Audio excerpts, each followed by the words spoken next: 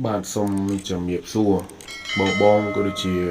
អ៊ំពូមីងបាទដែលចូលចិត្តណាបាទលេងនៅតម្រុយឆ្នោតយួនបាទជាប្រចាំថ្ងៃទាំងអស់គ្នាផងដែរហើយស្នងនេះ channel បាទខាងបងនេះក៏បានចេញនៅជាតម្រុយឆ្នោតដើម្បីចែកជូនឲ្យបងដើម្បីយកទៅលេងយកទៅចាក់ផ្សងសំណាងបាទកំសាន្តទៀតហើយចំពោះការធ្វើតម្រុយឆ្នោតយួនបាទប្រចាំថ្ងៃរបស់ខាង channel របស់បងនេះ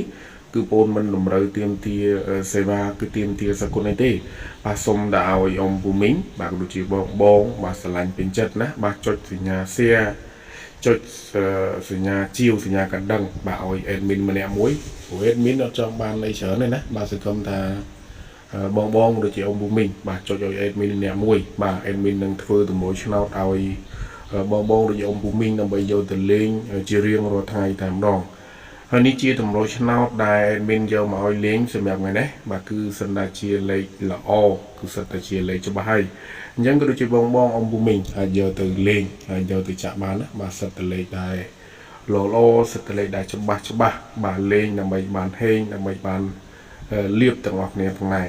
ហើយចំពោះតម្រុយឆ្នោតនេះគឺឲ្យលេងវេនម៉ោង 1:30 នាទី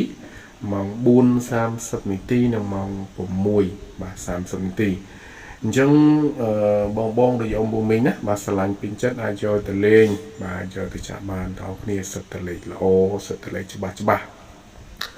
ហើយចំពោះការធ្វើតម្រុយឆ្នោតរបស់ admin គឺថ្ងៃនេះគឺអត់មានអីច្រើនទេណាបាទគឺមានតែប៉ុណ្្នឹងដើម្បីចែកជូនឲ្យអ៊ំពូមីងយកទៅលេងអញ្ចឹងគូជូនពរឲ្យបងឬជាអ៊ំពូមីងយកតម្រុយឆ្នោតពី admin យកទៅលេងនេះគឺសូមឲ្យហេងហើយនឹងសំណាងល្អដល់គ្នាសូមអរគុណបាទសូមជម្រាបលា